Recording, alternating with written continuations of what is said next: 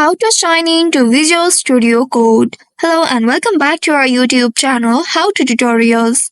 In today's video, I'm going to show you how you can sign in to Visual Studio Code. You will get two different options in order to sign into your VS Code. You may choose either the Microsoft account or a GitHub account depending on what you want to sync or access. Also make sure you have created an account on Microsoft or GitHub in order to sign in to your VS Code. Now to get started, first of all open your VS Code application on your device, or you may also go to the official website of Visual Studio. Once you open the application, you will be presented with this interface on your screen.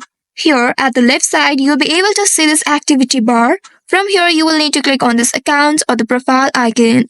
Once you click on it, a pop-up menu will appear. In this menu, you will see Turn on Cloud Changes option. Now you just simply need to click on it. And at the very top, you will be able to see two different options, whether to use your Microsoft account or a GitHub account. Here I am going to use the GitHub account. Make sure you have already created an account on it. Simply click on the sign in with GitHub option and then you will be signing into your account. You may need to enter the credentials in order to log into your GitHub account first, and once you have done that, you will need to now authorize the sync. Here click on this continue button in this pop-up and then wait for a while.